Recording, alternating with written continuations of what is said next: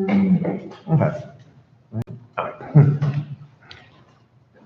So we have a live webcast on YouTube. Our handle on YouTube is Rocky Mountain Inventors, semi-abbreviated. It's RKYMTN, and then the full word Inventors.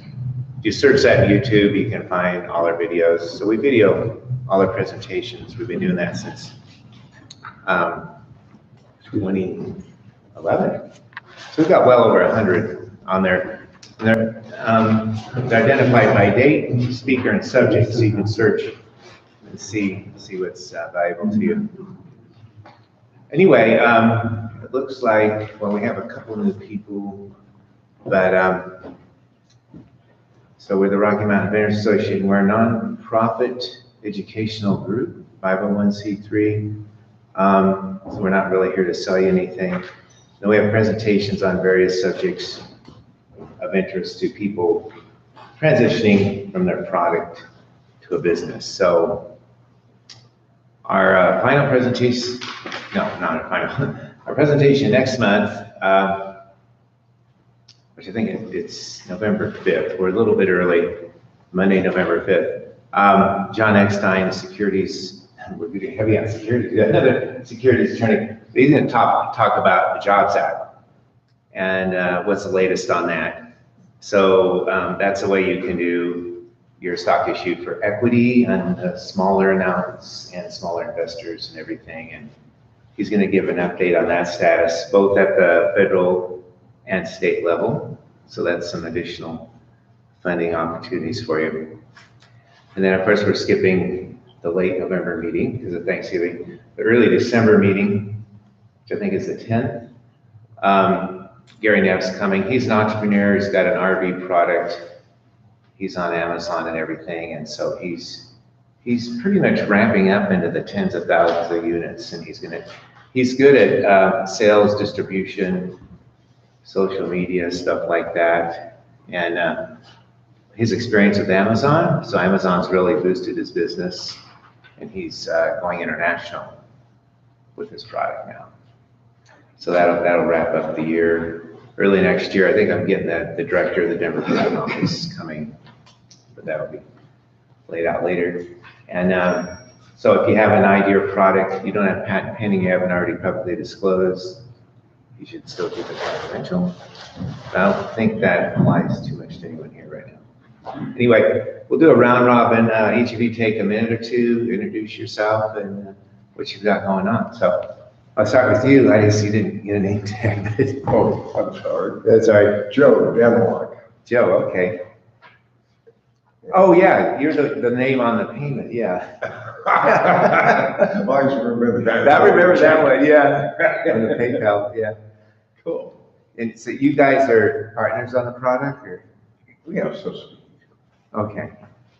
it's a complicated relationship. Okay, We so- make it work because we've known each other for 40 years. So how's that going? Well, we got 142 or 48, I think it is, investors that have thrown 75,000 bucks at it after we spent 4 million getting it to this point. So we're just about ready to go to manufacturing and start to launch. And we've already been contacted by the Army Corps of Engineers, and one of the world's largest entertainment companies has 109 properties around the world that they have some great concerns about flooding and crowd control, and they want to use our product as a possible solution. Right, and you have a new design barrier? Yes. Okay. It's called water blocks, Okay, and it's built like Lego blocks, so you can double stack. all right. So you got the product, it's manufactured and ready to go, and No, we're getting ready to manufacture. We've been in engineering, and in fact, the last 2 months, believe it or not, a seal between the main joints of 2 of them was a critical piece to stop the water from coming between 2 of them. okay. And we were going to use a magnetic door seal like on your refrigerator, and our cost was going to be about $28 a unit. And this medical equipment company found us and showed us some new technology that they had developed for operating rooms. and creates a seal. And instead of $28, it's $4.94. Okay, great. So we just got that change in. Now we're making a little change to the big unit. And then we'll start making the mold, which takes about 6 weeks, and then we'll start producing. Okay. And Mike, do you want to add to that? I work for Joe, whatever Joe wants. Okay. All right, I figured I'd have you two talk at the same time. I mean, is this idea patented or? Yes, in fact, one of the directors is our patent attorney, and he. Good. But not this guy. No. No. Why not? No, Will Hunsinger. Who? Will Hunsinger is the patent attorney. Sounds vaguely familiar. Well, he was on Walmart's legal team and worldwide development team for a number of years, and so he brings a lot of experience, having been part of the team that took Walmart from being a continental U.S. company to a worldwide company. He was on that legal team Okay. to do all that stuff. So Good. You got patents issued then? well, Are you pending? they're in progress. It's like I said, we just changed it again. Oh, yeah, so yeah, that design change has to go into the new. Yeah, The patent. and so, you know, it's been developed from a simple plastic box that holds water to a much more complex device now that can be used to crush trucks, literally. In other words, because of the double stacking capability they now have because of the Lego type design, Okay. we can take an intersection and block off both sides of the main thoroughfare with a wall of 28 blocks. And that's 33,500 pounds. And we figured out how to unitize that wall of blocks so that if a So truck. if someone runs into it, they're not gonna move it. No, it'll come in on it and crush it. We call it truck crushers. Okay. How big are they? 4 foot, they're 4 foot cubes. You slide them apart and now it's 8 foot wide and 4 foot tall and 4 foot wide. They're cut on the diagonal. They're cut in a special It's a bag. 4-foot cube, but it has a diagonal.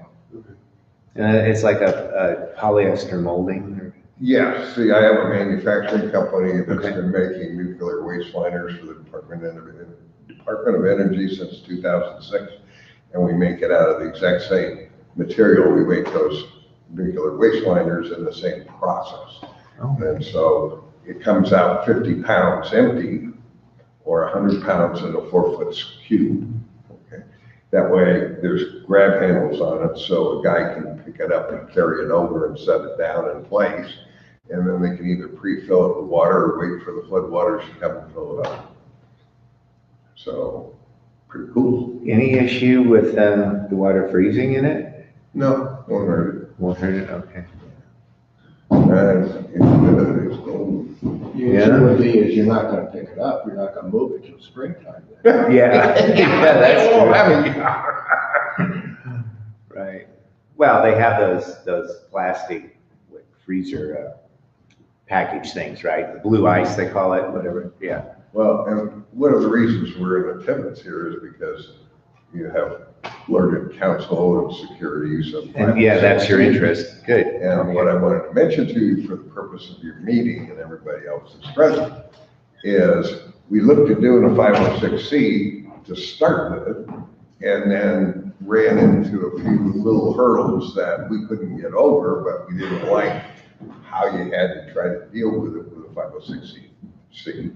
So we did a Title III crowdfunding, okay, in order to establish a value. So even though we're now just about to launch a 506C for $2 million raise, we're going to keep going for the next 5 years, raising $100,000 at a time in our Class B non-voting share stock, okay? So that we can raise the price of the stock every time we come out with another 100,000 raise. And there's so many tricks and turns and curves to this crowdfunding, and then figuring out how to integrate it with a 506C so that you can take full core advantage and minimize your dilution and all of the attorney's costs. I mean, I didn't even want to talk about what I've been quoted to do a 506C, okay? It's bullshit. Yeah, and that was part of the reason for the Jobs Act, is that it costs so much to go Okay. through the registration process, and it kills a small company. It's just not economically Yeah. viable, So, yeah. I think what you're doing here tonight, both of you, is honorable, and I thank you for taking the time to Yeah, put it well, together. we try to appeal to a lot of interests, different nights, different topics. And so what usually happens is, one particular night will really fit someone well, and then the other stuff, apply to. Well, like I say, I have one particular goal and objective after the meeting to talk to you. Yeah. This is your man. The attorneys have to make a living too. Oh, absolutely. Okay. You don't even want to know how much stock I gave to Yeah. be my patent attorney. Let's move on. Gary, you want? Yeah, I have two fitness products that I'm bringing to market. One of them, I'm sorry, I didn't hear that. I have two fitness products that I'm bringing to market, and one of those was licensed, but the licensing is not good. So I decided to move it forward myself, and I'm kind of at that stage where I would need an infusion of cash if I'm gonna really blow this out. So this is a pertinent opportunity. Okay, I'll come back to you if you're eating. Okay, no, Aaron Wayne's, just working on special performance equipment, and, same thing with him, just learning funding, definitely, I know it's gonna take a lot of money to put behind this, so just learn as much as I can. That's a good admission up front. It's gonna take a lot of money. Okay, Jim? Jim Miles, design shoes and looking for funding to advance the commercialization, bring it to market. But I think the meeting in November is probably more what we do as opposed to 506C at this point, mainly because the costs associated with the initial starting. Yeah, at least the good thing these days, there's more and more options popping up, so you can see what works best for you. Right. Okay, Steve? Well, my name is Steve Patterson. I run a company called 21 Plus. We're still doing a lot of engineering and expect that to really take off in January. And we go into a kind of a hiatus during December, as you might guess, since I'm not available. So is that like a blackjack or something? No, that's like North Pole. Oh, North Pole, Oh, Santa Claus. That's why you gotta wait for December. Because he has another job in December. Yeah, my other car is a sleigh. So, but in January, we're all set to start building. We now have a place at 2480 West 4th, and we're all set to go. I mean, it's we're raising money with a 506C. This man is responsible for it. I tried about 10 times to get back to you, and I could never get through either on the phone or the email. So Well, I'll give you my card again. that was what, in June or July? Yeah, Yeah, late spring, yeah. yeah. So I'll give you my card. Okay, let's definitely follow up on this. Can I get one of the copies of your presentation? See if that's, is it that? Oh. Do you have any copies? Has everyone got a copy? Okay, sweet. Hi, I'm Sweet. I'm basically working on a game console thing for the basically Xbox and PlayStation consoles. And yeah, just, yeah, looking at the funding option and. So I couldn't. Oh, it's a game console stand for the new gaming consoles like Xbox and PlayStation. So. Okay, Ed, and go ahead and talk about the web thing too. Oh, okay. We've been in business for, a good many years. We started back in '61. And we eventually got into the alarm business. And then back in '86, I invented a system using plastic fiber optic cable to monitor the computers at Carnegie Mellon so that they couldn't be stolen. And the students could use the computers, but they were still armed. Most alarm systems, they protect a room and nobody can go in there. With our system, we can protect, computers or scientific equipment or whatever. And then Sandia Labs tested it for monitoring nuclear stuff. And I've invented a number of attachments. And all those patents pretty much expired. But last year, I got approval of 2 new patents, and we have another one pending. That'll be number 11. They're all evolved around we call it a light guard product, where we pulse this beam of light through the fiber optic cable.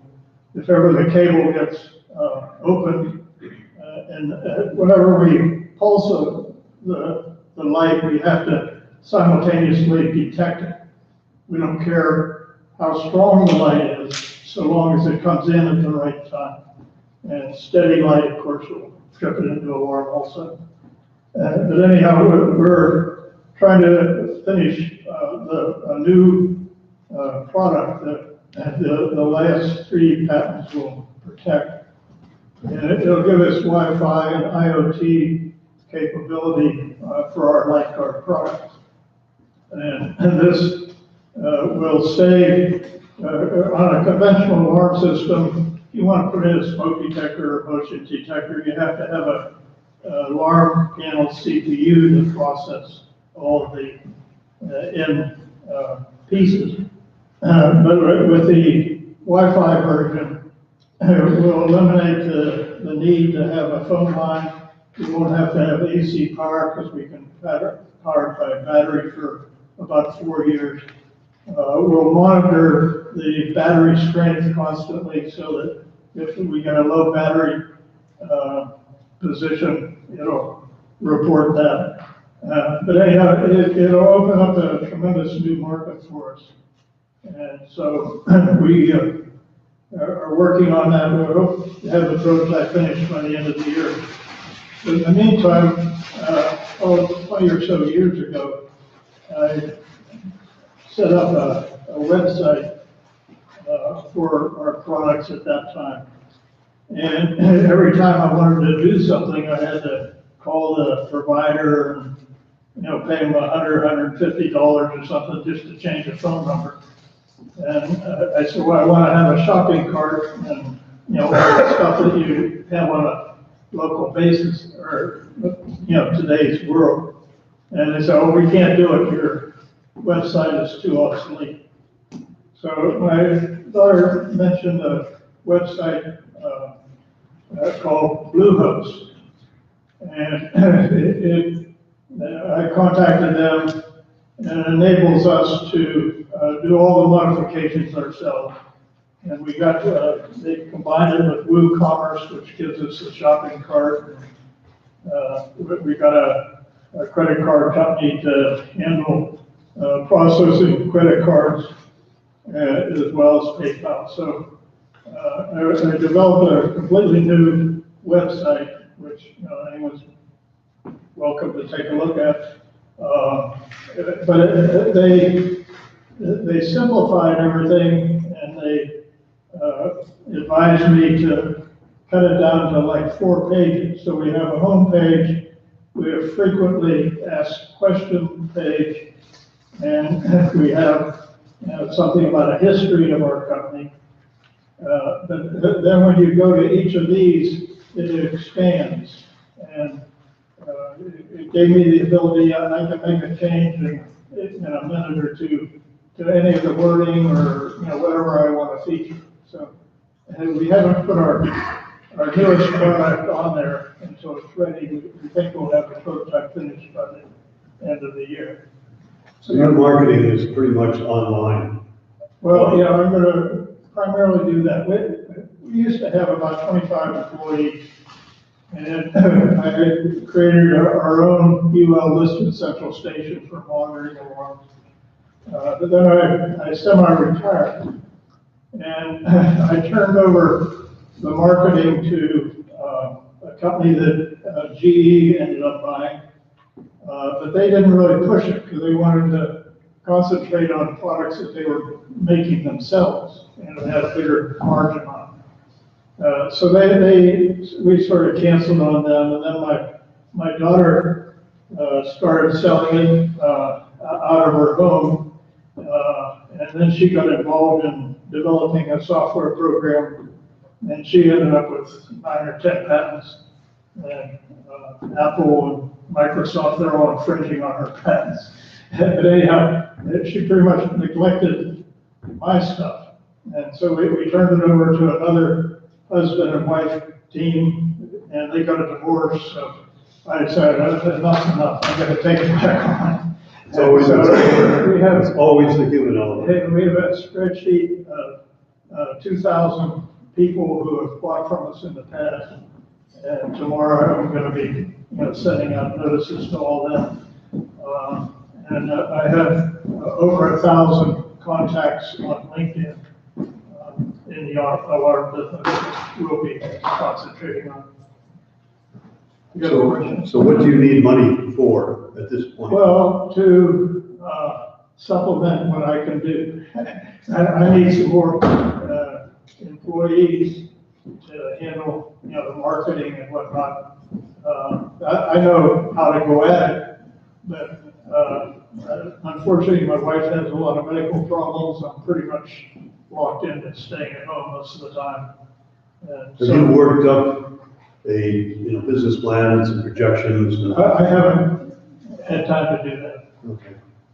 Because that's, of course, a key element of putting I together an understand. investor package. Yeah, I understand. Sweet, your stuff is pretty much marketed online too? Yeah, I'm gonna be focusing kind of more. You can go ahead and start. No, I am sorry. Interfered. Yeah, I'm focused more on that. So, I'm not manufacturing it. I just kind of finished up prototyping and giving feedback. So, Okay. So have you done any projections, any predictions of, where the company can go and what its sources of revenue will be and its expenses and so forth? not too much. You're talking about like manufacturing expenses or? Well, just a projections for your business. Um, Where's your projected income and where it's coming from and what you base those numbers on? no, And then not too much. your cost of goods and your bottom line. Okay. Yeah, not too much. I've done that numerous times in the past, and the problem is once it's hundreds of hours. It is. Effectively do that, and think of all the ins and outs and nuances of what you're gonna have to spend, and how they all intertwine, and the expenses, the development of five-year plan. It's a lot of work. I've done it 3 different times for different stages of my business, but raising the money is a full-time job. Absolutely. You can't do anything else. If you really want to raise money, you have to focus on that. You can't focus on developing your product. And to raise the money, you got to have a good story. The story to me is not the problem. The story is going out there and passionately talk to people, be willing to say what they want to hear. You're going to get that money out of it. And I've got something to tell you about what I have to offer in that regard, but yes, sir. When we last talked, the very first thing you said was, I am not going to write your business plan. For that reason. I'm sorry? That was one of the first things I said. I am not going to write your business plan for, for precisely the reasons you just talked about. And I have been working on it at about half-time ever since. And I'm up to about 140 pages. It should be like 20 pages, telling you right now. I got any I'm financials? not suggesting that, Should be like 20 pages, and I got any financials. Well, no, just because something's difficult doesn't mean it's impossible either. I'm not saying that's wrong, they're not gonna read 140 pages. no, they're not. I know that. Well, what have you been doing in your spare time? But how extensive should it be? I mean, The you thing don't want to about it is kill that yourself with too much detail. I've included everything. Now, I'm not gonna put everything in the business plan. But I've got, what I realized was, it was a lot more than just the business plan. It was, what do I want to do with the product? Where do I want to go? How do I want to get there? And I couldn't write a business plan and feel comfortable about it unless I'd already figured out all the other things. So that's where that 140 pages is. Oh, no, it helps you, because it makes you think about it. That's right. And so I've got a lot of scenarios about what to do and how to do it that I've written, that I understand very well. But that doesn't have anything to do with putting it into a business plan. And I still have more to do. Well, in terms of brevity, I'd say I've never seen a business plan longer than 5 pages that ever gets read. Believe it or not. I mean, I've been practicing law for 40 years and I'm still flabbergasted when a client, when I'm doing some work for a client and it's a big, multi-million-dollar deal. And if I send that client a letter that's longer than 1 page, guess what? It doesn't get read. It's just, I have no explanation for that. I don't understand it. I usually read, everything. Maybe I err on that direction, but people just don't read anything that's very, very long. Yeah. In this regard, it's good to write down 150 pages. Go for him. For anybody, because when you do your 506C or crowdfunding or some other crap, you gotta have full disclosure. Right, that's the secret. Make sure everything is disclosed. There is nothing that was left. There is no risk that was not stated somewhere in here. That's what you file. I mean, I even got a scenario where I expounded all the money. Right, I'm trying to explain, the solution is, once you get that 150 pages written, so you got something that the attorney can file with the SEC, now reduce it to 5 pages or 2 pages. Or 3. Yeah, well, I'm trying to do that. Now, one thing with 506C, you don't file anything with the SEC. You don't file your offering, but you are required to disclose in that private placement everything that would otherwise be disclosed in a full-blown public offering, which is crazy. I mean, those public offerings are sometimes this thick. And I'm sorry, I was. No, I just wanted to. Item 3, because you have to file a Form C. Right. And ours is 150 pages long, but I was in a 5 pages. I was in a continuing legal education seminar in securities once, and the presenter was from the SEC, and he held up something that looked like the Encyclopedia Britannica, and he said, "What do you think this is?" And he said, "Well, this is the latest and greatest public offering for XYZ company." And then he went over to his briefcase and he picked up something that looked like this, and he said, "What do you think this is?" He says, this was the offering for the Erie Canal, which at the time was the biggest single offering that had ever been made. And he said, to this day, it's one of the biggest single offerings that's ever been made. And he held these up and he said, "And which of these two do you think ever actually got read by prospective investors?" Obviously the short one. In some ways, word processing is kind of the worst thing that's ever happened to the practice of law and to securities law right in there. But I agree that it's good that you've taken the time to really kind of think this thing through, but eventually you are going to have to squeeze it down. I used to do I wrote a lot of columns for the Denver Post, and at that time, the editor of the editorial page was a lady named Sue O'Brien, just tougher than nails. Smoked 4 packs of cigarettes every day and drank a quart of whiskey, and every other word was the F word. But by God, she taught me how to write. And I would start with a 2,500 word column, and she would force me to condense it down to 750 words, which at the time I thought was impossible.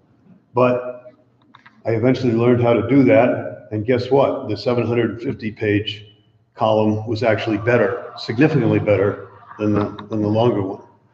So I learned that lesson a long time ago. It's tough to be concise. Wasn't it Abraham Lincoln said, it takes me all day to write a 5-minute speech, and 5 minutes to give or to compose an hour-long speech. It's that was Oscar Wilde said, I'd have written you a shorter letter, but I didn't have the time, so I wrote you a long letter. With a short letter, you have to think through and what to keep and throw out, or it takes more time. So,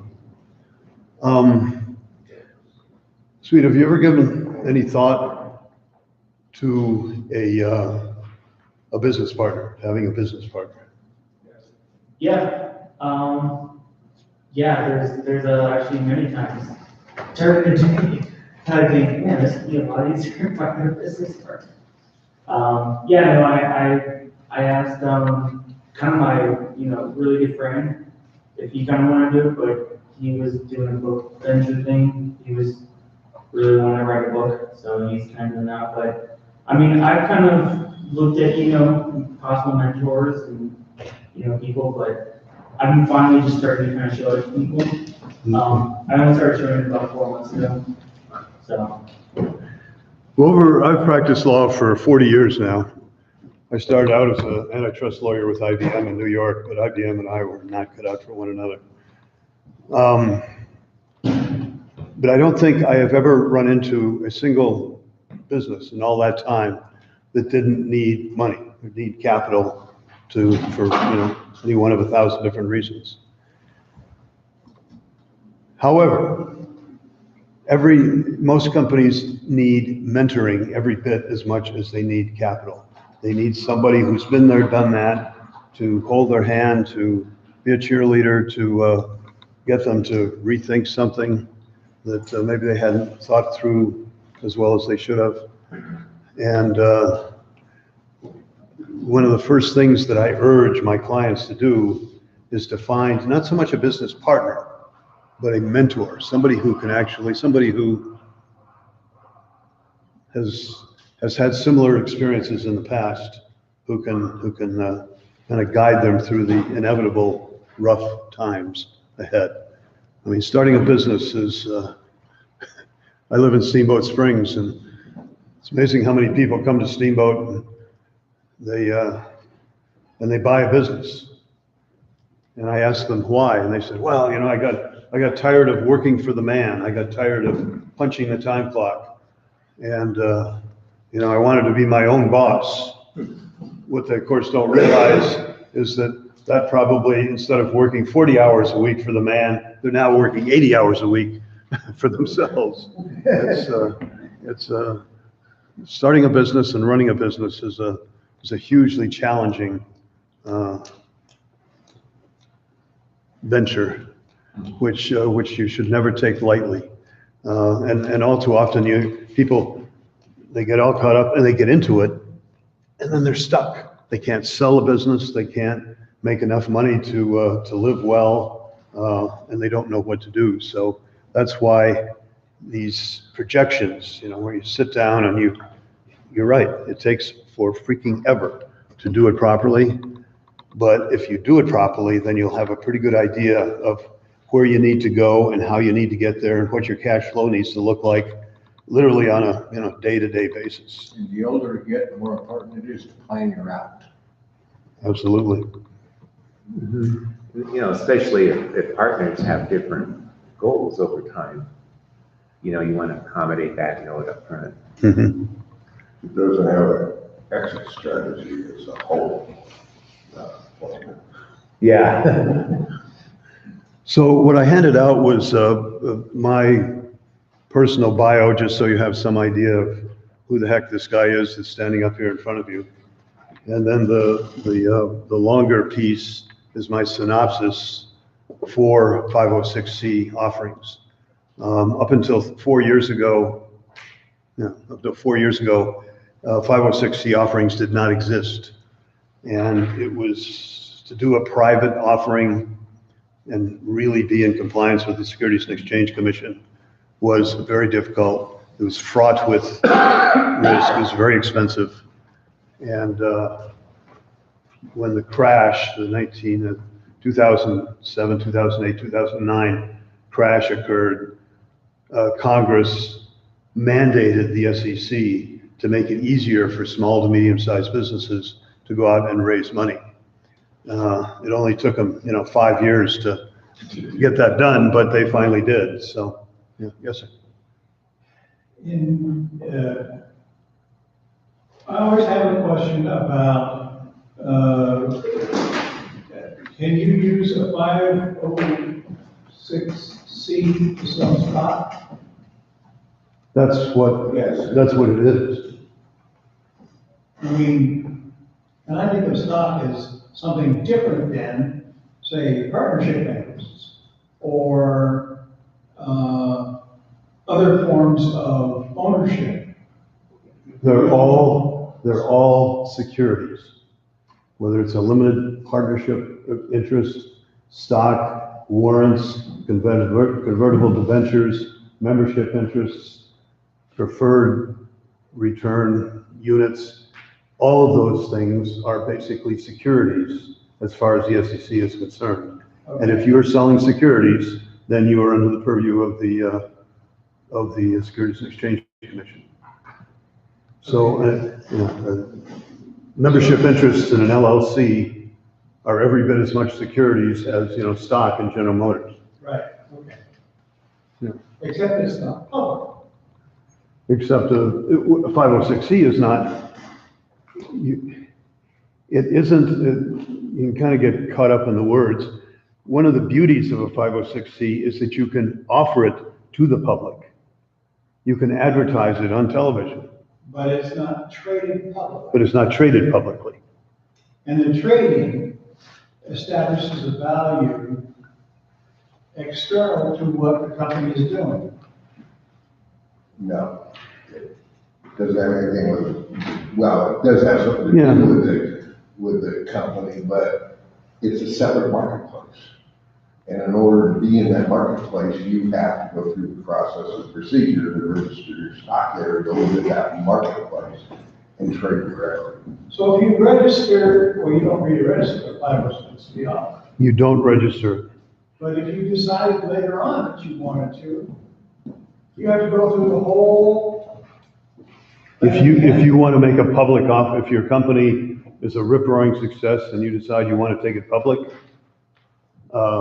then you have to, you're basically starting from scratch.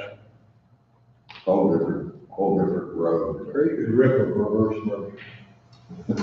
Okay. What's interesting is as many companies today are going private as are going public. Yes. A lot of companies are discovering that, being a publicly held company with all of the kind of infinite number of reports that have to be filed and all of the information that has to be conveyed to the SEC, just monthly, certainly on an annual basis, is more trouble than it's worth. And when they have enough cash, they're buying stock back from stockholders. Right, because you don't have to do your financial statements public or anything that way, right? No, I mean, you're well advised to with your investors. but the general public, so it's probably a competitive advantage sort of not to have to disclose. Oh, yeah, you don't have to disclose it to the public, but if you have a company and you've got, 30, 40 investors, I would suggest that it is imperative that you provide them with at least quarterly financial statements and written reports about how things are going. And if things are going well, then it's fun and it's pleasant to talk to those investors. And if things aren't going so hot, then it's not so pleasant, but it's even more important because you got to keep everybody apprised of what's going on. When you don't talk to people, they tend to assume the worst. And that's when occasionally they'll assume something so bad that they'll decide, well, I got screwed on this. Somehow these guys misrepresented this deal to me, and I'm going to go file a complaint with the SEC. And then the SEC gets involved, and you don't want that to happen. The SEC isn't as bad as the IRS, but It's a close they're a close second, yeah.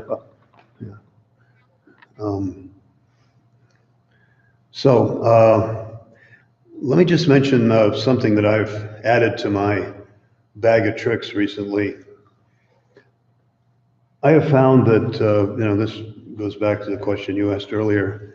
It's one thing for me to prepare a, Pulitzer Prize winning private offering that's fully SEC compliant, and it's, all the T's are crossed and all the I's are dotted, and it's a work of art.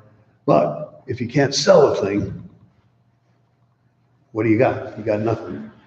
So I have forged a relationship with a financial services company in Cedar Rapids, Iowa, of all places.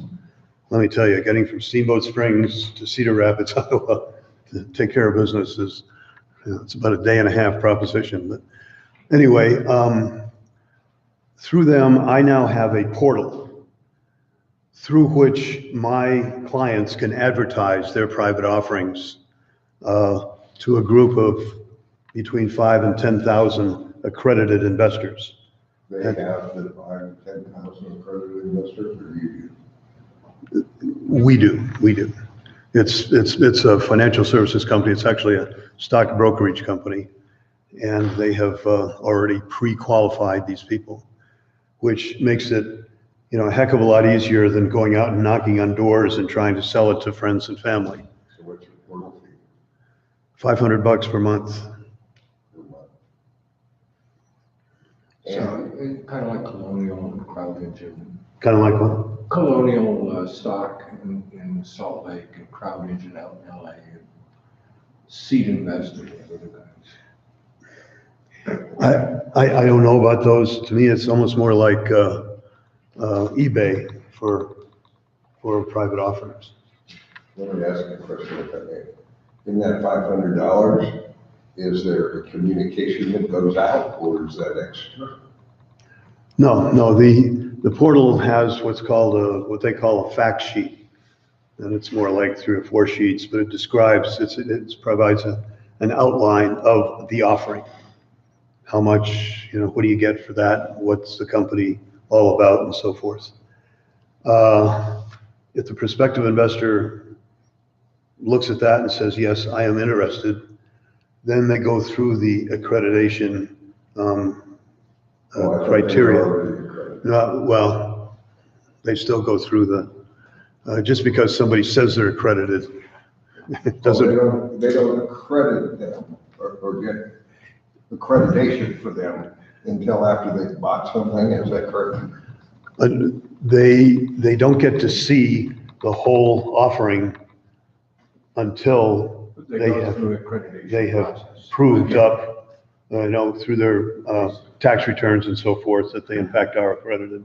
But I'm very interested in what you're talking about, okay? Because we're looking for organizations like that to place our 506C on, okay? So you have a potential customer here, okay? And I'm trying to understand. You said 5,000 to 10,000 accredited investors, okay?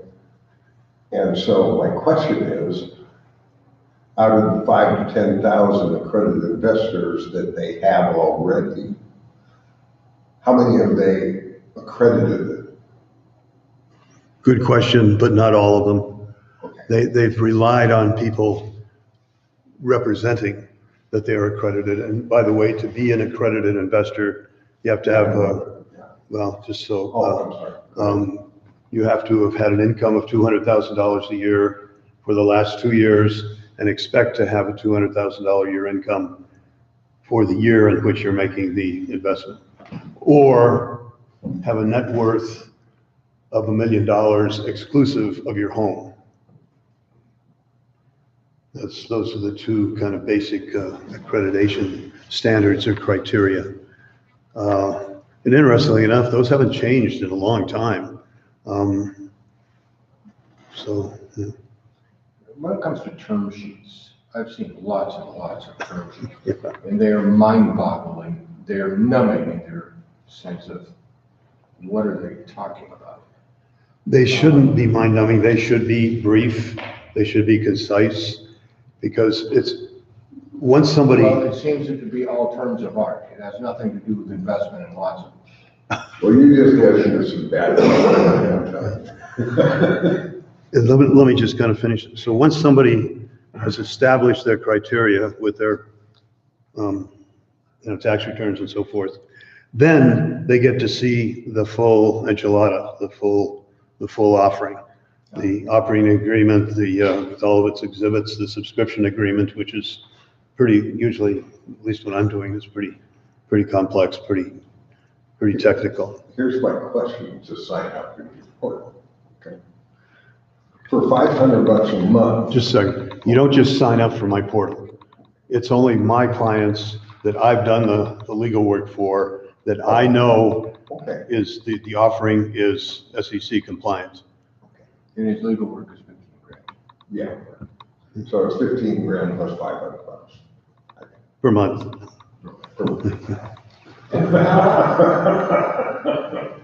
Forever?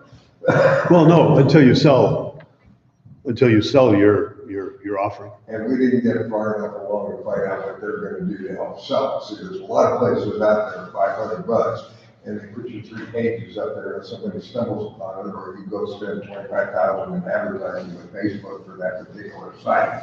Then they'll hit there, and then they'll get a chance to go through this process. Okay, so that's what we were trying to find. Yeah. But Yeah, I'm not willing to expose myself to having deals that are not SEC compliant unless I've done the legal work. how are you exposed? Well, if they're using my portal, then I can somehow, some way. Most portals are FINRA approved, okay? And you have to go through the process with FINRA to get approved. Well, yeah, that's what, I didn't want to go through that. That's why I went through a financial services company. And they went through the process and got approved, okay? So there's 100 of them out there right now, okay, like that. But I thought yours might be worthy of looking into, but I'm gonna cut 15 grand to get into it. I wrote my 506C, and I can assure you that it's been through SEC 3 times with other companies, so we know fully how it works out. And I'm sure it is. It's just, that's my, I don't have any incentive to give somebody else's deal Well, if you get access to my portal. if you get 10 people who each give you 2 grand a piece to get onto your portal, you made 20 grand. That's all I'm. That's true, but I am not prepared to, But if you're only undertake looking that for risk. one for 15, I can understand, it's okay. I just didn't want to, but I still want to talk to you, I guess. I don't think you understand what he's saying. He's saying that he's going to write all the legal terms, or the legal proposition for the offer. No, and that's fine, and I think that's great, and I don't have a problem with this fee for that, it's actually right in the marketplace. Okay, because mine's already done. Because he's charging, if I do that, he's charging me $500. And 15 grand. And 15 grand. Well, but that's a given. If I didn't use his portal, okay, he just charged me 15,000. Right. Exactly. So my question is, why not charge me 500 for the portal and 500 for the portal and make $1,000 and put my 3 pages up and I'll take care of the rest. Because the risk is not worth it to me. Okay, and that's fine. That's okay. I'm gonna get a. Sure. No, that's all right. Hey, Santa, you never told us what your business really is, whatever 21, whatever it was. 21 plus. What is 21 plus? We have designed and are in the process of finishing the engineering of the device that unloads pallets and loads pallets, loads both ways from either side of the vehicle. Okay, now you may have a customer. Okay. I'm sorry? You may have a customer. I need your card when they're done. Okay, no problem. You bet. I need to get my 4-foot box out of the truck.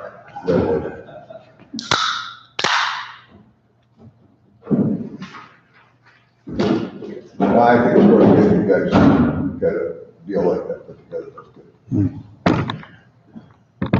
good. It didn't happen overnight. I've been Oh, that's really- pulling this together, that write-up that you've got. I think I've rewritten that about, talk about taking forever. I think I've rewritten that 5-page document about 10 times, if not 20 times. How important is it for we already have a board, a lot of companies have boards. Right. But then for seed investors, preferred stock, I read a lot of term sheets where they want their own board members, so they want their board kind of separate from the common stock folks. And that's where all the term sheet gets kind of strange, where they're making all these demands and limitations on the money, how it can be spent, where it can be spent when they get things like that. Can you just have a regular, simple term sheet? Here are our terms. Term sheet should be what it is, because it's how you exchange. Joe, I like his answer, please. What I find about a term sheet is that it's typically done with,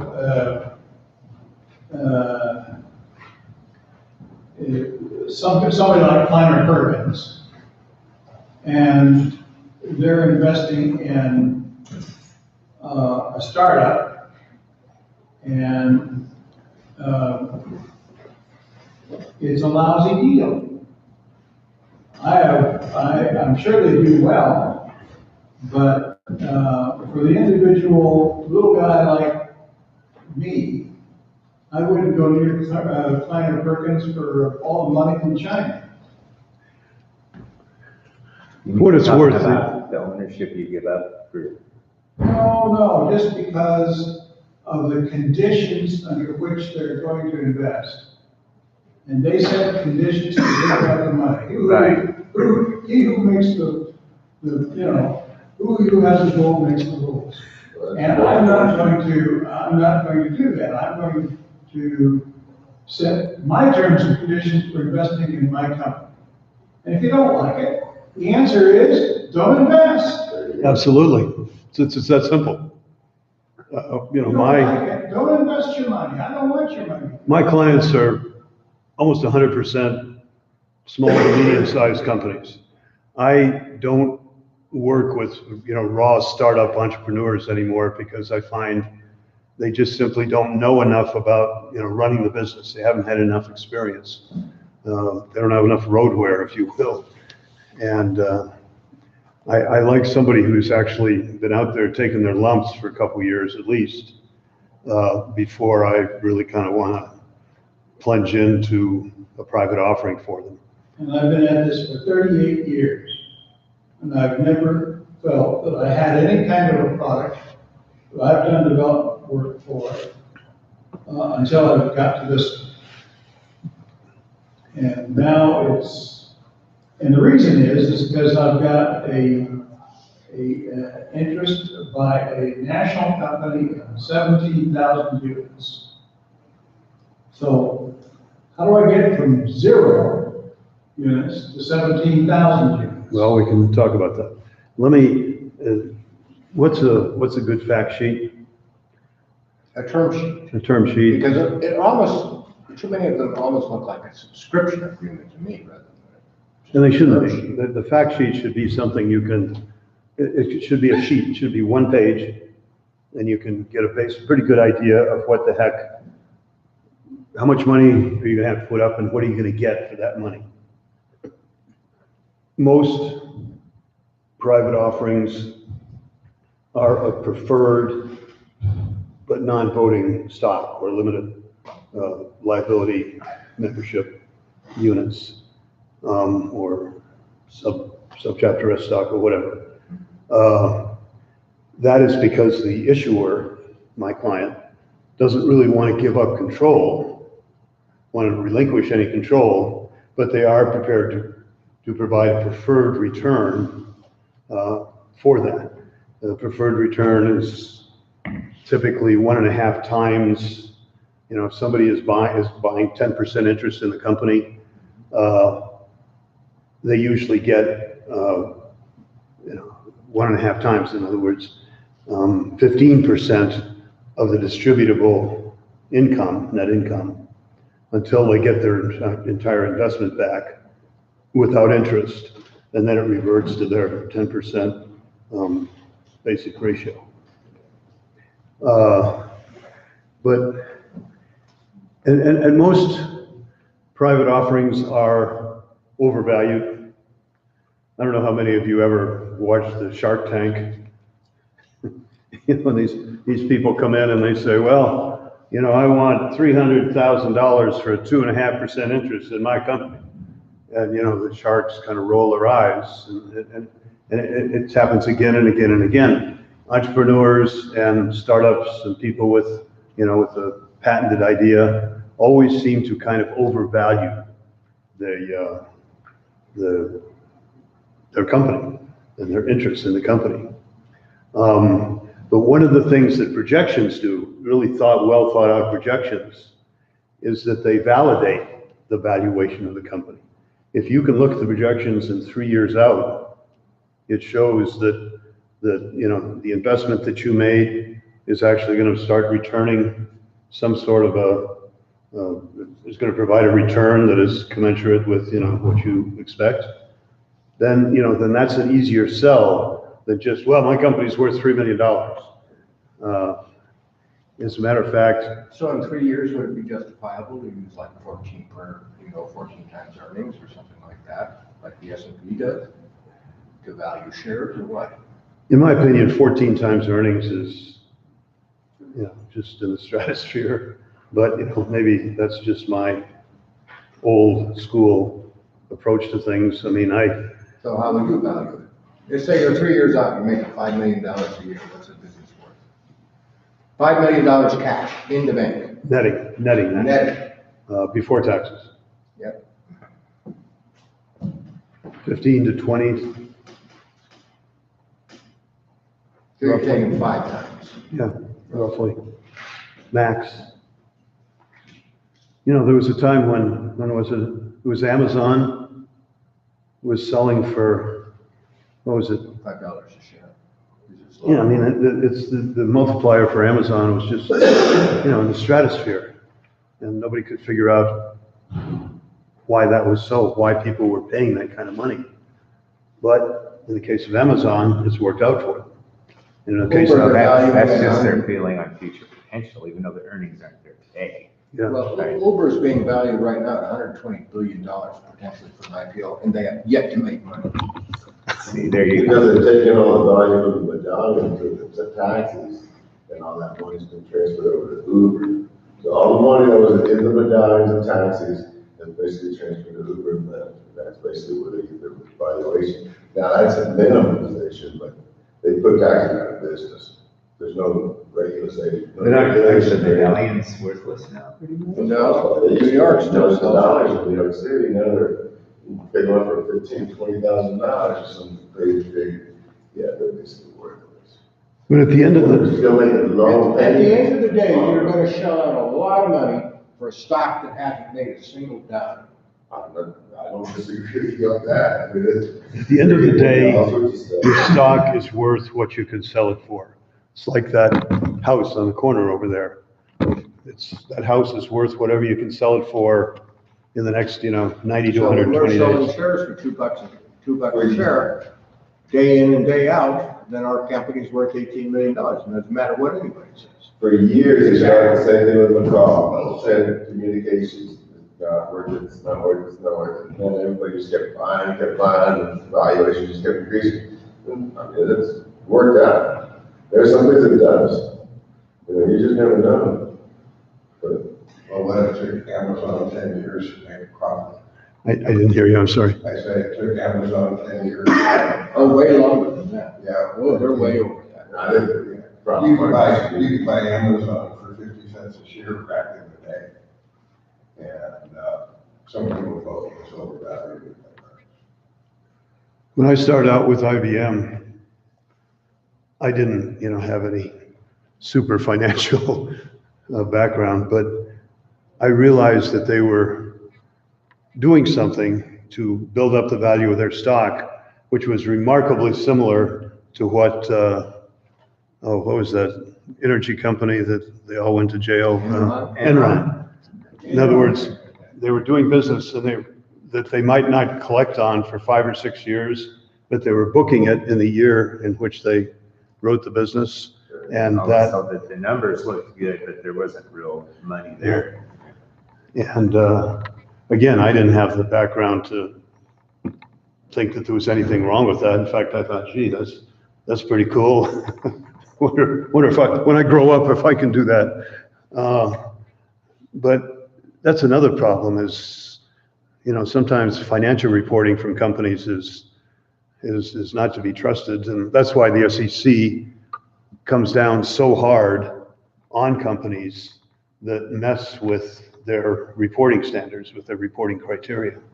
And that's exactly why this crowdfunding thing is so good, because it's an open marketplace, and what you think it's worth, and what he thinks it's worth, and what he thinks it's worth, you can either put up the money or go somewhere else. What was he saying? Oh, I'm not gonna give up that much equity, I don't want your money, go away. So you have that choice in this crowdfunding thing, and it gives you the same choice on the other side of the coin. You don't have to take one penny less than what you put on the price of that stock. And I don't have to pay one penny more than what I think it's worth. And so it's really a great marketplace. And John's right, crowdfunding is especially for like what you're doing, coming out of the chute early. I'm sure John is very experienced in that, but it's really worthwhile. So what's the typical ratio of small businesses that you're doing? The typical what? Raise. The smallest one I've done so far is 250,000. And the biggest one that I've got out there right now is 2.5 million. And there's something interesting about 506Cs. There is no limit to the amount of money that can be raised with that vehicle, which means if a company wants to use that to raise 100 million or $1 billion, they can using that. And needless to say, that's a lot faster and a lot easier and a lot cheaper than doing a full-blown public offering. Very good. Which is, I think, another thing that some of the New York firms are maybe a little nervous about. And in fact, just as of last weekend, I've got a group in Boulder that is actually talking about raising 100 million. And they were just astonished that we could do this with a 506C. But I cannot find anything in the statute anywhere that limits that. There isn't. Unless you put the limit down on a piece of paper when you file it. Yeah. There's a maximum amount there, just don't put one in. Still put one in. So the reason we put one in is because we're offering such a high dividend rate on our preferred shares that I don't want more than $2 million in the door, so that's what the limit on it is. Because then I can shut it down and I can take the same document and change the date and do it again, but lower the dividend rate back out to 5% where it should be, okay, instead of 13.75. And you just bring it out again. I'd have to think about that one a little bit. Well, believe me, I haven't, see, my job is to go out and figure out how to get the money in. And when I didn't have any money to write checks for, I had to learn how to go find the money. And that's the real hard part of the deal is you're gonna have the finest piece of paper in the world. But if you can't find somebody to go write a check, all you get is a nice piece of paper in the end. Why don't you tell us a little bit about what you're doing? You touched on it in the very beginning, but I kind of, I didn't. I'm just starting the basics. Most of you guys are pretty established, most of the marketing and everything. Right now, I was talking to Roger about a few designs that I have and what to do with them exactly right now. Some things are actually probably right now on the utility path right now, so working on that. But I'm just starting with the basics right now, just sitting and listening as much stuff as we can, learn as much stuff as we can. Okay. Well, Mostly with sports performance equipment, where help enhance a person's ability, maybe help heal at the same time. Those kind of things what I've been working on right now. Ideas for right now, and we all know ideas nothing without something put behind it. We know this, okay? So I'm gonna put that out there right now. But there is a beginning and there's progress too. Are you looking at a product to manufacture and sell, or are you looking like a fitness place kind of thing? Right, exactly both in some ways. Definitely. The kind of idea I have, I think you can branch off to 4 or 5 different venues. Definitely. Maybe working with huge sports companies or even with older folks that just want to get. Well, when you develop your plan, make sure that you explore all of those. Right, Put them down on paper. That's exactly what I'm doing. Document everything I possibly can right now. I'm just taking the first step right now. That's all I'm doing right now. well, feel free to give me a call. Down the road, you have my information there. It's on the. Yes, sir. Yeah. Okay. Good. Definitely. I appreciate it very much. Definitely. Okay. It's a big complex subject, and Going concern. yes, sir. Can you offer, amongst the investors, can you offer more liquidity? That is to say, can you set up a trading desk for the securities that you have sold so that the trading can happen amongst your qualified investors? I wouldn't call it trading, okay, but I have one deal. It's an organic dairy operation in Steamboat. It's been hugely successful. They sell their cheese to, I don't know, probably 20 restaurants in Denver and maybe another 20, up and down the Front Range. They make the best ice cream, the best yogurt you'd ever tasted. And that deal, the principal in that has agreed to, on each 1-year anniversary of the investment, that he will buy back the interest, buy back the ownership interest for whatever that person paid for it, plus, I don't know, 6% or something, a modest interest rate. That's the only situation that I've got going where there's any kind of liquidity. And somebody mentioned earlier that one of the disadvantages of a private offering is the lack of liquidity. In other words, if you make an investment and, your world turns upside down and you really need to get your money back, you may have a hell of a time doing that. That's right. I think what you're talking about is the way nearly any 306, 506 should be offered. It's honestly why there's so much interest in crypto right now. Because it's inherently a trading vehicle. Right. And honestly, most of the crypto folks are trying to find a way around the Federal Reserve. The only thing is, And I don't. God bless you. I'm not interested in that. I'm more interested in, Theoretically, within your own company, you could have an exchange mechanism within it to buy back stock from your initial investment. and then they might make some And changes. potentially even sell at the end of the provision period. your treasury shares out So to. you usually get like, maybe add some features or something. But you want to be damn careful in how you approach that. You never have to. Yeah, because you can get yourself in a world of trouble with that. If you make that kind of a standing offer and you're in no position to deliver, then that's one of You're the, making your own market, is what you're saying to do. yes, making an internal market. That's why we use the portal that we're on, is because part of their deal is after the 1 year holding period is up, you automatically become part of their secondary market. They're setting up now. Working on it, you want to get a conventional. On Title III, it's 1 year. I'll get you the code. I'll be glad to send you. It's 1 year. It doesn't matter, they don't have a trading market yet anyway, but they're trying to set it up.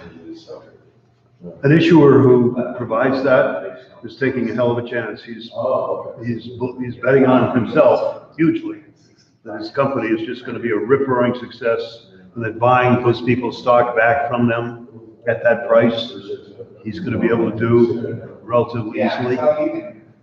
Because if it turns out that he can't, and he has made that representation in his offering, his investor package, his offering document, then that is the kind of misrepresentation The SEC. that the SEC jumps all over. They're not guaranteeing a buyback, they're creating a market where you can offer your shares. Hold on, John. Yeah, but traditionally, you don't have to mess with it. You are on a different subject than he is, okay? I thought we were talking about conduct. No, he's trying to do it internal to his company, set that up.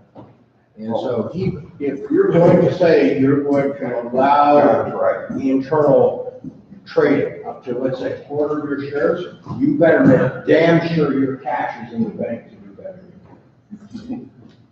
Or you're just, or they'll be locked into jail. That would be the.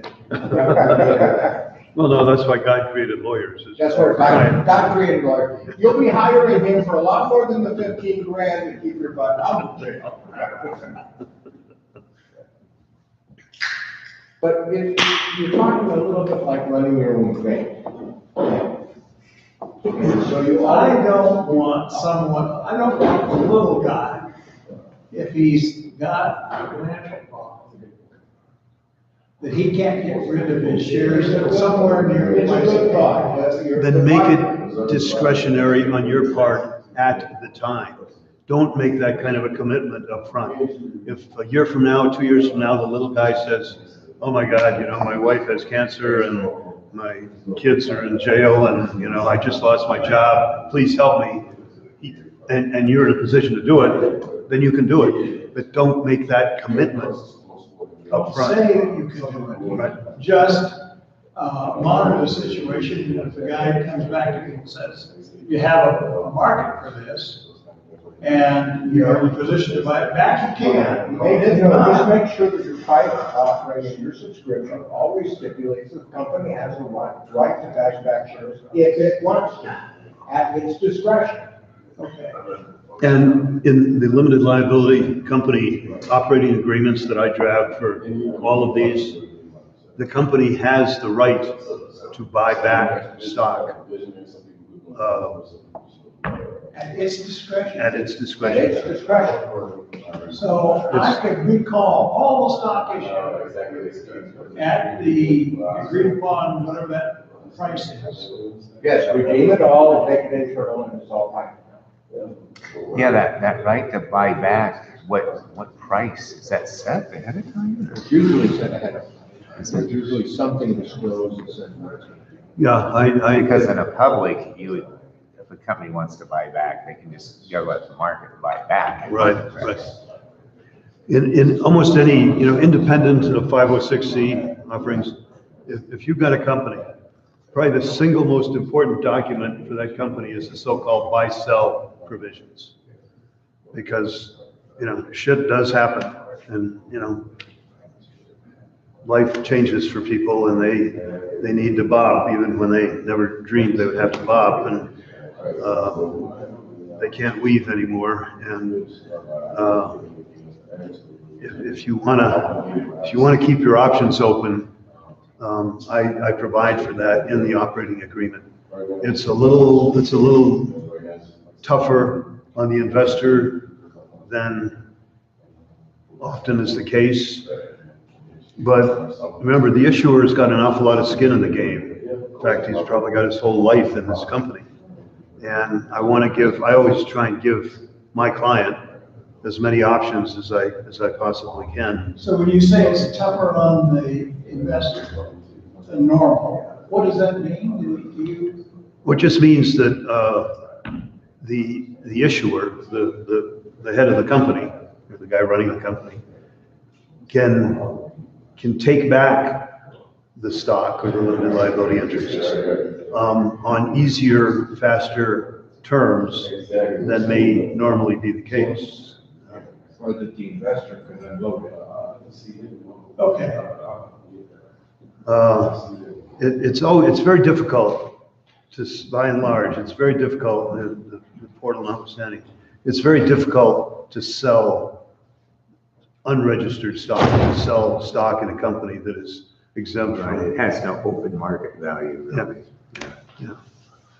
If you own General Motors stock, you can sell it, at any time of day, any day of the week. You can't do that with Because that person has got to be another qualified investor. even if they are. Even if they are, supposedly the 506C, they bought it for investment purposes, not for trading purposes. And so there's. Right, so you're not really supposed to be doing a lot of buy They're sell. not supposed to be doing a buy sell, they're supposed to be holding it 2 years or more for investment purposes. Well, that's the whole thing, but they got their regulations, if you want to do the buy and sell, then you do the full prospectus, and you spend the money, you go that route. If you want to do it cheap, this is what you do, this is what but your limits are this, you don't get the gravy and the cream over the other one, because you want the low cost thing, low cost experience. So, there's trade-offs. If you want to go through audited financial statements, we do a Series A, raise $50 million. And go to market. It costs a lot more money to do it. It costs quite a bit, yeah. I'm going to be very curious to see if people start using 506C to raise, 100 million, 200 million. So the securities industry, The if it happens to the problem with it is you still have to find the buyers for the stock if it's 50 million or 100 million. So that's just more buyers you gotta find. Right, now, if you're They're in all accredited too. if Yeah. you're in a registered Reg A type of position, then you have the opportunity to have stock brokerage firms actually step in and bring their buyers to the table and their investors to the table and take out your. And non-accredited can come in too. Right. So. And you can't pay Fred a commission for selling interests in your 506C company. The person has to be a licensed broker-dealer. And, To pay a commission, yes. and But the point there is that enables, when you're gonna pay a commission, that person has a license to be able to execute the transaction. instead of having an officer of the company do it. As an officer of the company, I have the legal authority to close the transaction, and I don't need a stockbroker's license. And pay yourself. And pay myself. But more importantly, if I hire him to go out and advertise and promote, he goes hollers on Facebook, hey, anybody want to buy no stock? And they come in and say, Mike told me that you had some stock for sale, I want to buy some. I can close that transaction and pay him an advertising and promotion fee, no problem. We're already doing that with 2 different portals, okay? Like he's got, all right? And we actually pay the portal an advertising and promotion fee. It's just they don't sign the deal when the stock's sold. I have to do that. And if I wanted a broker to go out and sell, can I hire a broker to go out and Yes. sell? Yes, you can. If you do like a Reg A, but I don't think you're gonna find any stock brokerage firms that wanna do a 506C. Stock brokerage firms, licensed broker dealers, in my experience, won't touch a 506C offering because it's not registered. They feel that they are, unduly at risk by selling something that hasn't been, quote, That just registered. can't get in your pocket deep enough. Seriously, those guys want the buck, so that's why they want you to do a Reg A. Where you're gonna turn over a big block of stock to them, they're gonna sell it, and then they control the stock, and you got your market makers and stuff like that. It can be a good deal, I'm not gonna run it down, But it's also very expensive to do that. Oh, yeah, it can be. you're gonna spend It can. pretty close to 100 grand plus or minus 50. Mostly plus. What, to do a public offering? To do a Reg A, you'll spend more than 100 grand. Yeah. Oh, that's- And if you're doing a full-blown IPO, initial public Oh, offering, yeah, then you get into that. Then Well, you're that's why looking it's at- cheaper to do a reverse merger, as far as I'm concerned. It is. Reverse merger being, Well, well, buy a public company, they have public companies that sit on the books in, like Delaware. You want a Delaware corporation that's public? You have them sitting on the books, you just negotiate your fee, pay them the money you take. You do a reverse merger on the stock, you own the company, and now you're public. and then you change the name to what you want. Well, you're not necessarily. public, but you're missing 2 items, okay? You aren't necessarily trading because it's a shelf. Well, you're public, you're on the pink sheets. Yeah, You're on the pink sheets. You're on the pink sheets, okay? But that's not, I mean, it is kind of a market, but it's not like NASDAQ or American Exchange or the New York Exchange. And if you want to go on the exchanges, go find yourself 300 investors. We're halfway there. We have about 165 so far, okay? And once you have 300, that's the magic number. You have 300 shareholders. You can now go get audited financial statements. And if you file them with the SEC, you can now take those filings and go to NASDAQ or American or New York and apply for a trading position. You have to fulfill their. But now, in order to complete that, you have to have 3 market makers. That's 3 licensed stock brokerage companies that will agree to make a market and create a buy and a sell offer for your stock. And we're getting way off the 506C Yeah, that's- idea. I This is, just wanted you to know that that's one way to get around the horn. they're gonna make a movie about this guy sometime.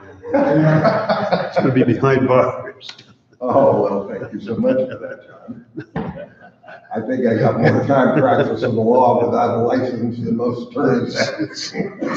Certainly in this area, you've come by your information. It's been, I can tell you've had your ups and downs. Yeah, well, part of it is when I was the number 2 supervisor in charge of the FDIC during the savings and loan crisis, I had 30 attorneys on my payroll. Oh, yeah, you'll see him here. So I'd like to do a 506C offering. And I'm concerned about value and maintaining the value of that interest more than I am about necessarily making a huge profit on my product. I mean, they may be both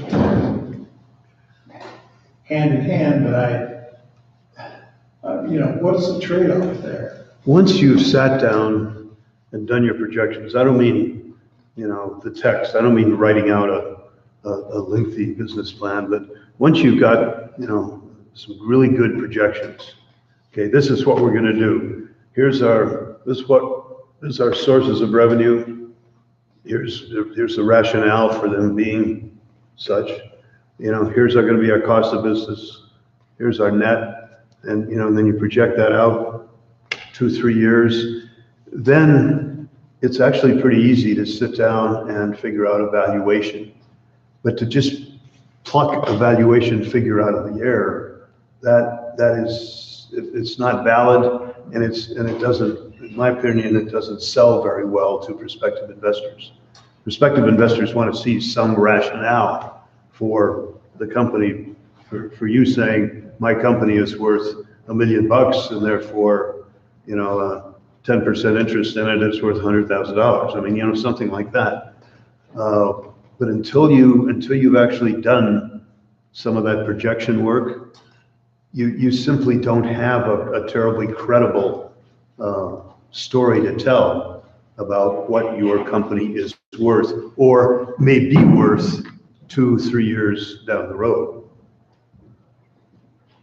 And I think in your case, it's what will your company be worth 2 or 3 years down the road? And that's the story you have to tell. Right. And more so than what is it really worth today using, basic price times earnings formulas like that. It's hard to see is how some of these companies have never made any money, but they're making, like Twitter. How much money did they, and they hadn't earned a penny? I don't even pretend to sit here and understand Twitter, those guys. I mean, it doesn't make any sense. They didn't even have a platform. But are they just initially. counting on maybe a future acquisition and having a big cash out, maybe? They just had some friends in Hollywood or something. Well, an awful lot of it is what people are willing to pay, and it. Well, remember back in 2000, right before the .com crash, okay? Yahoo was worth more than GE.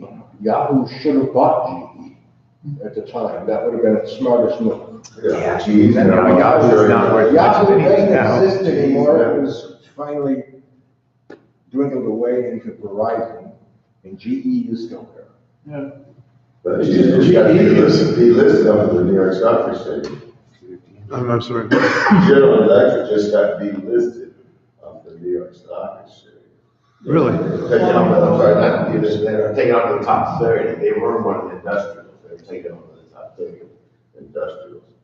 Yeah, they lost over $500 billion. Were they delisted or just dropped? From No, dropped off of the Dow Jones? Yeah, the Dow Jones.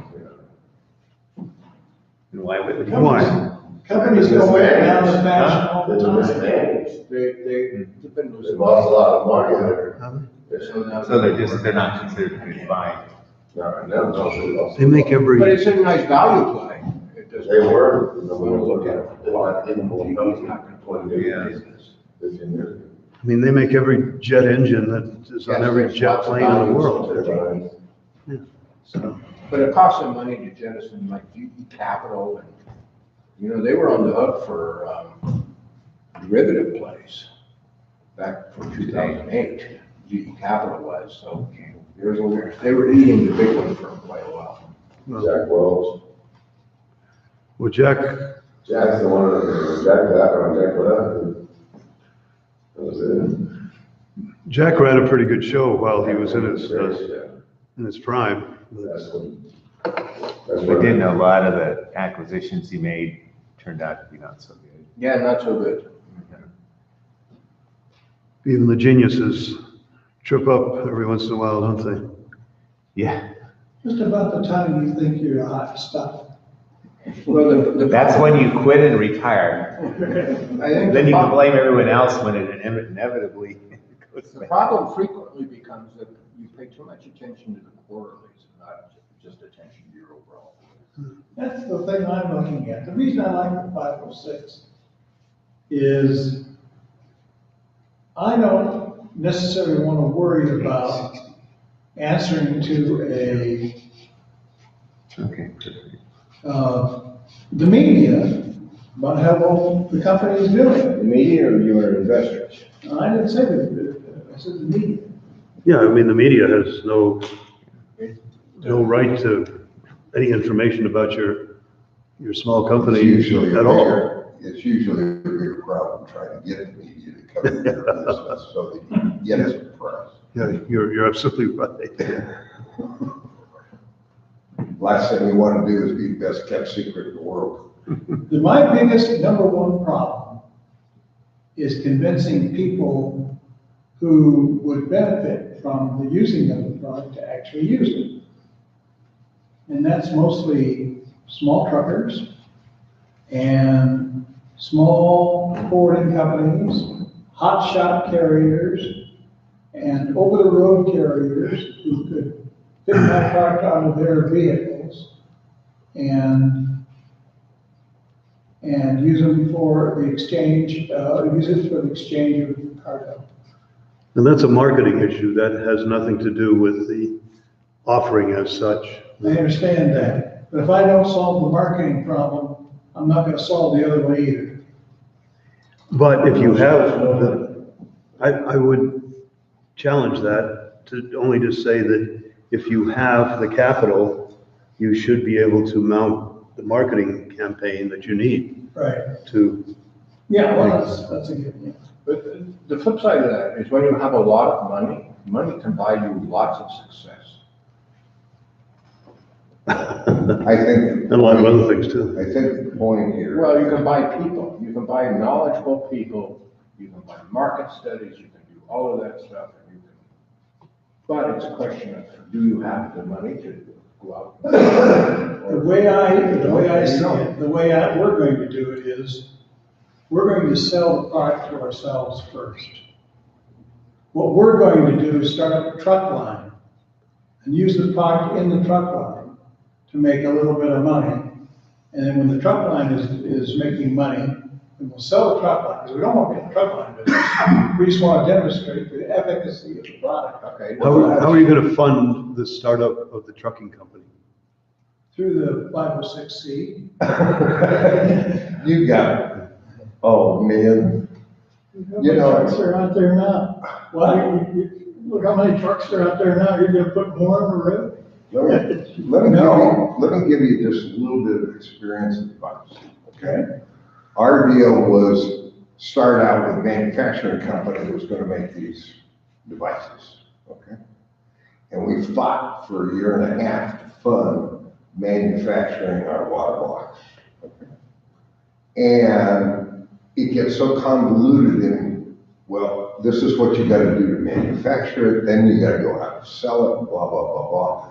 And finally, due to a unique situation, we were forced to divide the companies into compartments, okay? And the last thing I would want to do right now is try and write a business plan and a 506C that incorporates the manufacturing and then the sales and then all the rest of this, okay? And then the trucking. And yeah, and so you're just making a bigger mess for yourself by taking that approach. That if I could give you one piece of advice, and you can talk to John about it, if you want to raise the same dollars to spend on your product, instead of starting a truck company, and I own one, okay, so I know what I'm talking about. Do crowdfunding. You can raise 100,000 or $1 million, okay? And you don't have to be a trucking company to do that. You can be your product and say, this is what we're going to do with it. No, I don't, I disagree with you. Okay, no problem. I've just been down that road I the last disagree few with you. years. I agree with what you're trying to do, but what I'm trying to do is limit it. First of all, I don't have to buy any trucks. So I already got a truck. Okay, owns a truck line called Navajo. Ever heard of Navajo? Oh, yeah. I know Don Digby real well. Oh, well, we used to use it back in 1955 when my dad was in the alcohol wool business and the Right. kitchen cabinet business. So I don't have a whole. Digby trucking, then why can't you sell one to product? I can, but it's better, is in his interest, it's better for us to put our product on his trucks and have him pay for our product, for him to do that, than it is for us to go out and try to, he can rent your product. Leasing your Put it product. on his truck. Yeah, he could. But he likes this better, so I'll go with what he likes. He likes it better because he gets free use of your product, which you're putting out there. You're paying him to do it. Well, not exactly. That's a hell of a deal. I'll take that deal. This is a business question that, again, is independent of, 506C Yes. funding. And we could talk about that later, but, that's like a whole nother kettle of fish. Well, I'm trying to look at it as an investor, just to give him advice, because if I were going to invest in your thing, now it's too complicated, and now you're beyond your 5 pages, and I ignore it, you went into trash. So you want to keep it short, you want to keep it really simple. Oh, I'm not gonna put it in the 506C. Well, if you're This is gonna separate. spend the money out of the 506C, you better make sure John knows about that so he can put it in your It 506C. has to be disclosed. It's, there's a section in the handout that I gave you that the critical thing is, what the attorneys say, the truth, the whole truth, and nothing but the truth. Yep.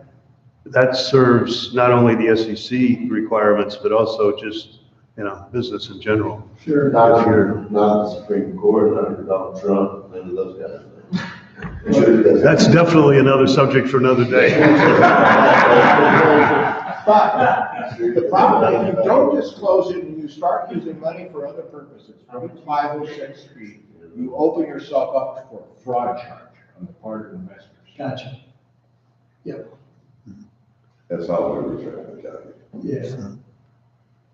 The more convoluted it And the is. problem with that is that the SEC then has a right to come in and reverse the entire thing, void the entire transaction. You have to give them back all the money. Even if you don't go to jail, you gotta give them back all the money. Treble damages. Treble Oh, damage. yes, good possibility. So if they invest 100,000, I'm gonna give back 300,000 because you didn't disclose the whole thing and they accused you of fraud and SEC agreed with it. Even if it was to their benefit. Even if Doesn't matter. it's to their benefit. I've always wondered where those fines actually go, because they never go back to the poor bastard that lost the money. Understand, there are attorneys who work. Government just keep it? What? I'm Go to the accusing you of SEC. fraud. I could not have done it. Trouble damage, I would do it, but now I own the company. I'll forgive you, just give you your company. Oh. But give me your card and your phone number and your address, because I just played hell trying to get back to you. In fact, I called him and tried to. It costs Elon Musk. He's my $20 million. attorney. He's my attorney, and he isn't gonna tell me anything. Right on the inside of the car. I didn't tell you anything. Is the website. He's a nice guy, don't get me wrong. Right. When he rides motorcycles, so he's got to be a good guy. Just go to that, and you'll see. Do you ski up and steam on that? It's Do up do there. I ski? Yeah. Oh, yeah, It's yeah, of all course. ours, 48 shareholders. Why would you ever live in a place like that with 8 months of winter and not ski? Mostly I The go. major district. I guess I'll turn off the live stream. I'm gonna give you 2 cards. Okay, terrific.